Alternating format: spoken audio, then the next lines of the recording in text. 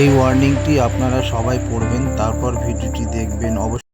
আজ রাত্রে এই ড্রাগন ফুলের ফুল দুটো ফুটবে, তো আমরা পলিনেশন করব। কিভাবে পলিনেশন করব আপনাদেরকে দেখিয়ে দেব। পলিনেশন করার কারণ কি এখানে বলা হবে। পলিনেশন করলে ড্রাগন ফলটি সাইজে বড় হয় এবং পলিনেশন করলে গুটি সহজে ঝরে পড়ে না। এবং পলিনেশন করতে গেলে কি কি লাগে সেই উপাদানগুলো এই ভিডিওর মাধ্যমে দেখানো হবে। তো চলুন সময় দেরি না করে ভিডিওটি শুরু করা যাক। যারা নতুন আমার চ্যানেলে তারা অবশ্যই চ্যানেলটি সাবস্ক্রাইব করবেন এবং পাশে থাকা বেল আইকনটি প্রেস করবেন, যাতে করে নোটিফিকেশন আপনার কাছে চলে যায়। তো চলুন। তো আমি বলেছিলাম যে দুটো ফুল রাত্রে ফুটবে, তো এই দেখো ফুটে গেছে। এই যে এখন আমি পলিনেশন করব, তোমাদেরকে দেখাবো কিভাবে পলিনেশন করতে হয়। তো ভিডিওর মাধ্যমে আপনাদেরকে দেখাবো। তো চলুন দেখা যাক। আর একটা ফুটেছে।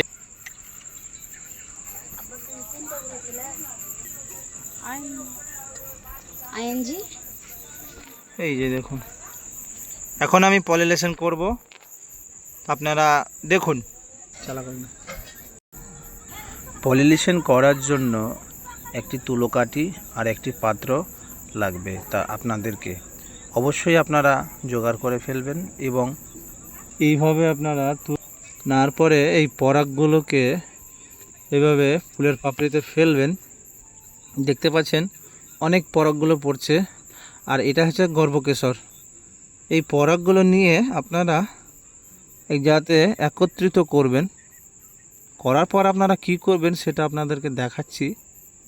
এইভাবে করে নিয়ে এই সেই পরাগ, এই পরাগগুলোকে পরাগায়ন করার জন্য আমাকে এখন এই যে দেখতে পাচ্ছেন আমি ঢেলে দিচ্ছি, দিয়ে দিলাম। পরাগ মিলন ঘটালো, এটাকে বলা হয় পরাগ মিলন। কৃত্রিমভাবে, তার কারণ হচ্ছে রাত্রেবেলাতে কোনো প্রজাপতি বা কোনো মৌমাছি আসবে না। পরাগ মিলন করালে পলিনেশনের ফলগুলো সাইজগুলো বড় হবে। এতে করে আপনার ফল গুটি সেট হবে এবং গুটিটা নষ্ট হওয়ার চান্স খুব কম থাকবে। এই সেই পরাগ।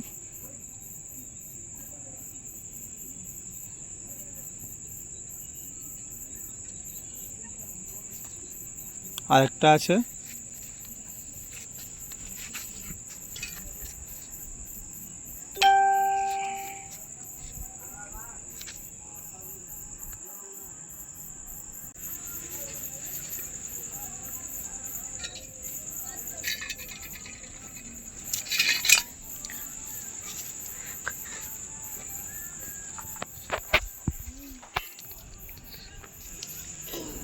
আর আমি যেভাবে করছি পুংকেশরে পরাগ মিলন এইভাবে যদি ঘটাও, তাহলে আপনার ফলগুলো খুব বড় বড় হবে।